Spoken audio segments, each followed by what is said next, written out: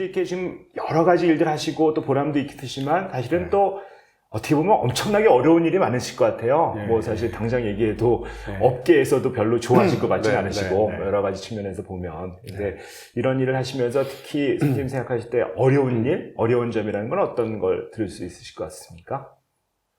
뭐 전에도 조금 이제 말씀드렸긴 한 건데 그런 이제 의사나 전문가를 바라보는 시각들. 예. 그런 면에서 보면 사실은 최종호 교수님이 제가 존경하는 되게 크로스오버 퓨전을 이렇게 넘나드시는 잠깐 말씀드린 최종호 교수님이 긍정 심리학을 긍정 정신의학 분야의 이런 활동들을 하실 때 저는 딱 생각이 들었던 게 전에 제가 어렸을 때 교수님 제자로 있을 때 이렇게 남들이 볼 때는 제자로 안 보이시겠죠? 제자로 보이는데요. 왜 그러세요? 그 긍정에 대해서 설명을 하실 때 이런 설명했던 게 저는 기억이 나서 아주 제가 귀감이 됐던 게 이게 주변이 다 똥인데 이건 똥이 아니야 라고 막 생각하는 게 긍정이 아니다. 이 똥을 열심히 손을 걷어붙이고 다 치운 다음에 손을 씻는 거 이런 게 긍정이다. 이런 얘기 해주셨던 게 되게 기억이 납니다. 그래서 똥 얘기를 되게 예를 들어서 잘 설명을 해주셔가지고 그런 것처럼 별로 반응이 뭐 될 것 같지는 않습니다. 아마 편집될 가능성이 있습니다. 이 활동으로. 네. 그 어려운 점은 말씀드린 대로 이 외부에서 어떤 전문가나 의사를 보는 시각이 생각보다 별로 이렇게 좋지 않더라. 네. 그래서 그게 깨지는데 시간이 좀 많이 걸리더라라는 거고, 그리고 또 우리나라에서는 이런 NGO나 시민단체, 특히 의사 전문가들이 뭔가를 한다고 할 때, 생각보다 뭐 단체를 만들고 뭐 이런 게 되게 어렵더라고요. 그래서 어디다가 등록을 해야 되고 뭘 어떻게 해야 되는지. 그리고 모여서 그냥 회의만 하고 얘기하려면 돈도 들고 하는데, 그러려면 뭐 지원도 좀 받으면 좋겠고 뭐 이런 것들인데, 거의 사회 초년생하고 똑같은 것 같아요. 네. 여태까지 병원이라고 하는 울타리 안에서, 대학이라고 하는 울타리 안에서 뭐 다 해주지 않습니까? 뭐 병원에서 직원분들이 해주고 레지던트들이 해주고 뭐 이런 상황에서 나와서는 이 윗사람이 아랫사람한테 시키는 구조가 아니라 그 내에서 새로운 메커니즘이 생기고 사회화의 질서가 생기는데, 그런 부분들에서 하나하나 다 새로 배우고 그 메커니즘을 익히고 뭐 이런 것들을 해나가는 것들이 생각보다 재미도 있지만 되게 힘들고 어려운 점들이 되게 많았고, 뭐 그런 부분들이 좀 어려운 것 같아요. 그리고 또 이제 이게 또 대학에 있긴 하지만 어떻게 보면 진료라고 하는 게 가장 큰 비중이고, 그러면 사실 외부 활동이나 뭐 강의나 뭐 이런 것들은 사실 일과 후에 해야 되고 시간을 쪼개서 해야 되는데, 그런 부분도 이게 30대, 40대 때랑 또 이제 나이가 40대가 넘으셨군요. 아니, 40대 이제 그 비밀인데 그런 부분도 뭐 체력적으로도 힘들고 하여튼 여러 가지 힘든 점들이 많아서 결국 이제 이런 것들을 시스템을 갖추는 것들이 필요한데, 외국은 보면 참 부러웠던 게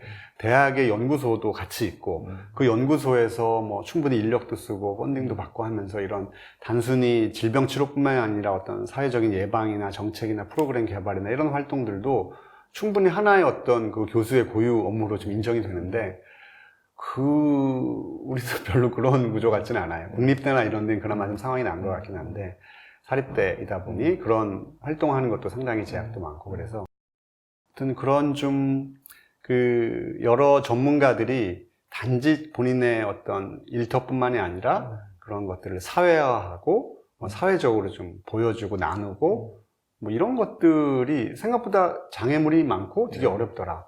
그리고 많이 좋아하지도 않더라.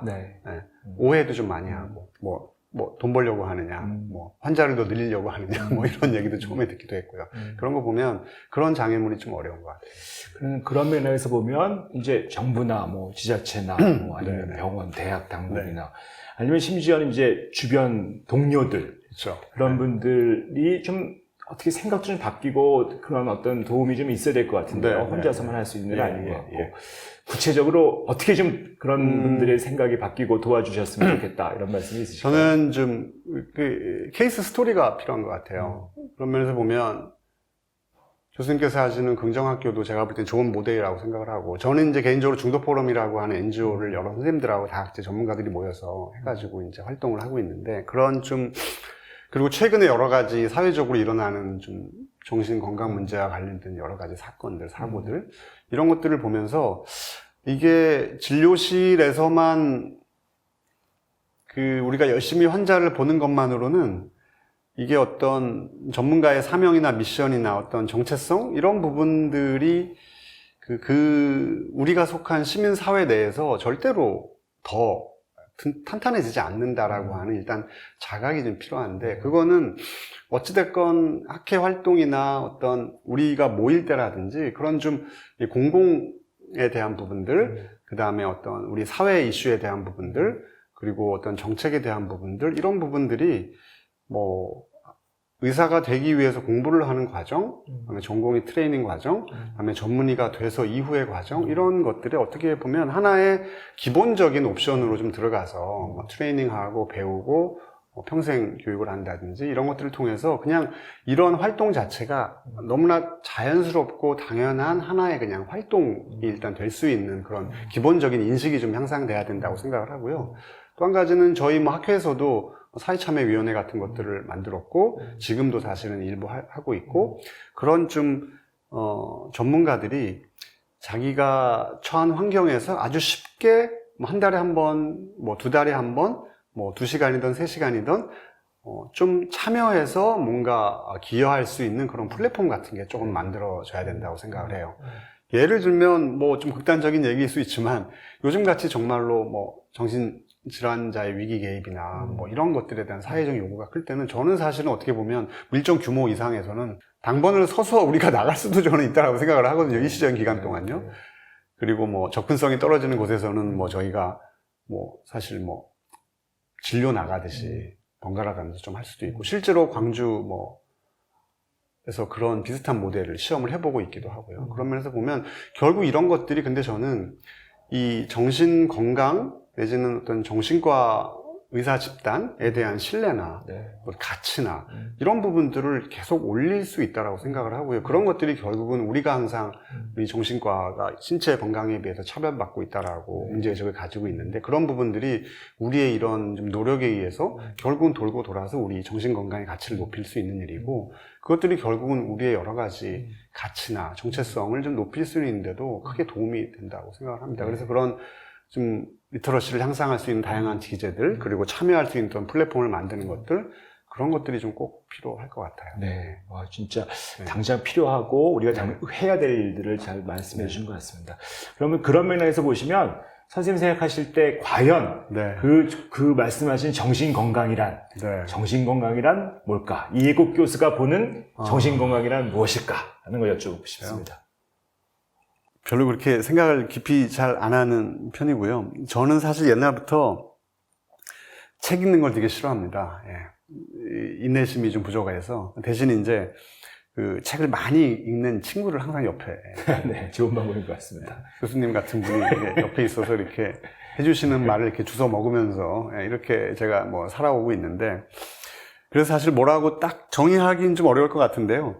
일단 그 질문을 받고 오면서 조금 생각을 해봤는데, 일단 정신적으로 건강한 사람, 그리고 정신 건강이라는 건 뭘까 생각해보면, 일단 첫 번째는 흐름이 좋아야 하는 것 같아요. 흐름이요? 예. 그래서 기분이 좋았다가도 좀 다시 평상심을 찾기도 하고, 아주 괴로운 일이 있었다가도 또 다시 평상심을 찾기도 하고, 그리고 아주 뭐 작은 한 가지에 몰입돼 있고 집착이 돼 있다가도 시간이 지나면서 또 다음 주제로 좀 넘어가고, 이렇게 좀 어떤 하나의 생활의 흐름에 따라서 어떤 내 생각이나 감정이나 사고가 그것에 적절하게 반응하면서 좀 흘러갈 수 있어야 하는 것. 우리가 보통 건강하지 못한 부분들이 이렇게 현재를 살면서 과거에 집착을 하거나 현재에 살면서 미래를 생각하는 것들이 어떻게 보면 거슬러 올라가거나 미리 가는 거라고 생각이 들거든요. 그러면서 보면 좀 잘 흘러갈 수 있도록 하는 게 정신 건강이다라고 생각을 하고요. 또 한 가지는 뭐 이거는 뭐 일치성이라고 해야 될까요? 좀 내가 생각하는 것, 그리고 현재 내 모습, 그리고 내가 원하는 것. 우리가 이제 아이들도 보면 내가 원하는 나를 나라고 착각을 하기도 하고, 그러면서 또 이제 사람들이 원하는 나를 또 본인의 모습이라고 착각을 하는 경우도 되게 많이 있는 것 같아요. 그래서 가능한 내가 원하는 나, 그리고 사람들이 원하는 나, 그리고 진짜 나, 이런 것들이 좀 상당히 가능한 좀 최대한 비슷한 게 정신적으로 건강한 거다. 네. 보면은 이 주변 사람들이 이 정해놓은 자기를 맞추기 위해서 항상 그 가면을 쓰고 생활하시다가 어느 순간을 넘어가면 완전히 브레이크다운 돼가지고 네. 완전히 그 붕괴돼서 오시고 그러면 사실 주변 사람들은 알 수 없는 거죠. 이 사람이 이런 사람인지 몰랐는데 왜 갑자기 이러지 하면서 뭐 지지를 주는 게 아니라 오히려 더 비난을 하게 되는 경우가 많고 그것 때문에 완전히 다운이 돼버리고 하는 경우가 되게 많더라고요. 그런 거 보면서 저도 사실은 어떻게 보면 하기 싫은 일인데도 불구하고 남들이 어떻게 볼까 두려워서 그걸 맞추기 위해서 막 무리를 하게 되기도 하고 그러다 보면 막 여러 가지 괴로운 일이 생기기도 하는 경우가 많이 있었던 것 같아요. 그래서 정신건강이라고 하는 거는 일치? 진짜 나와 사람들이 바라보는 나가 좀 일치되는 거. 이런 부분도 상당히 좀 중요할 것 같고요. 네, 세 번째는 저는 일탈 내지는 의외성이라고 생각을 합니다. 예. 왜냐하면 사실 제가 이제 중독을 전공으로 하니까 자꾸 중독에 좀 비유를 하는데 결국 사람이 이제 저는 삶의 이유는 결국 행복, 잘 살고 싶은 거거든요.